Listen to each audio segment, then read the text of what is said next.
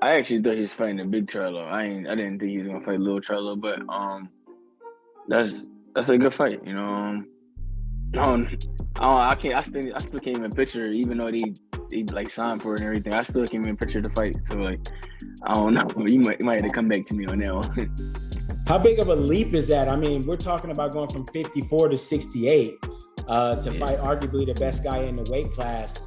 Do Mm, you've been around Charlo? mm. Do you think he has the frame to go up to 68? Yeah, I think he can go up to 68. He probably walk around probably 80 or something like that. He fight at 54, so he probably walk around 80. So he might be. Who knows? He might be even stronger at 68. You don't got to cut that much weight. He basically just probably putting on a little bit more muscle. And things like that. I don't know. It's gonna be a great fight though. I can't wait to see it. I'm excited. And I'd like to get your opinion since you mentioned that with him going up in the weight class. I mean, basically, he can eat the most wholesome foods that he wants. He can go to bed full at night. Do you Mm. think that's a bit of an advantage for him? I mean, it could be an advantage, and then it could be a disadvantage. Like you don't know how well he gonna be able to take a shot at that weight. But then again, he might be even stronger at 68, so he might be able to uh, take the shot well, or even better than taking a shot at 54. So I don't know. Like it's like pros and cons to it, but we just have to wait and see. What's going on, boxing heads? This Pool Counter Boxing. Make sure you smash my like button and subscribe to my channel if you don't mind.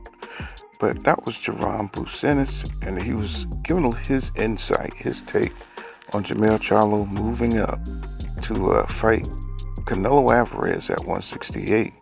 Now, a lot of boxing fans, they tend to take different takes on boxers moving up and fighting at a higher weight class than a lower weight class, right? But most boxers, you know what I'm saying, they don't fight at the walk around weight. But even though it's been kind of a thing to call fighters weight bullies and things like that, but as long as a fighter makes the weight, he's not a weight bully. I mean, if you can comfortably fight, you know what I'm saying, at 20 pounds lighter, and they're effective at fighting at that weight, that's their weight class, as long as they don't miss weight, right? But you know, the tendencies that boxing fans have, if they don't like a fighter, they'll call him a weight bully, right?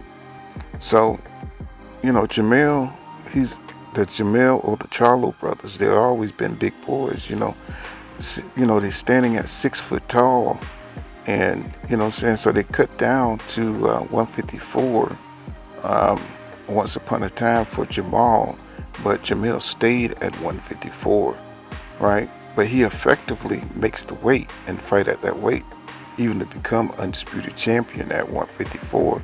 So, you know, there is no problem for Jermell Charlo to move up at 168, especially if he walks around at 180. But like Jerron Boosin has said, it doesn't mean that he will be effective at 168, or it could mean that he'll be stronger at 168 because he don't have to cut all that weight, because when you cut weight, I'm saying, you weaken yourself.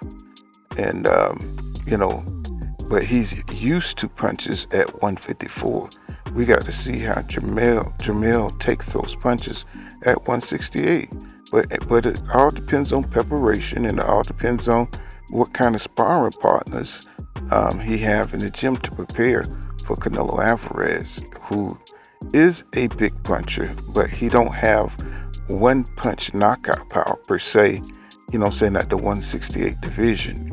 We saw how Canelo punching power, I'm saying, what it looked like when he moved up to 175 to fight Bivol, and it wasn't as effective as it is once was at 154 going to 160 to 168.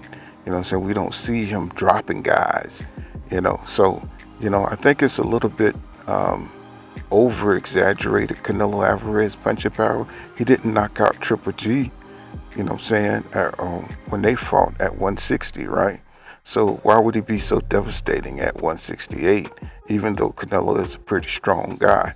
But Jermell Charlo is a pretty strong guy too. And, you know what I'm saying, he may get stronger as he goes up to 168, and his punching power may increase also. So like, you know, Jaron Ennis said, we got to wait and see how it affects Jermell Charlo, this change going up 2 weight classes. I mean, so I guess the question is it really, you know what I'm saying, so big of a deal, you know what I'm saying, for Jermell Charlo, given his athletic body, given his you know, reflexes, and given his speed, you know what I'm saying? How will the weight gain, the 14 pounds, really affect his fighting ability? But we don't know. But that's why this fight is so interesting.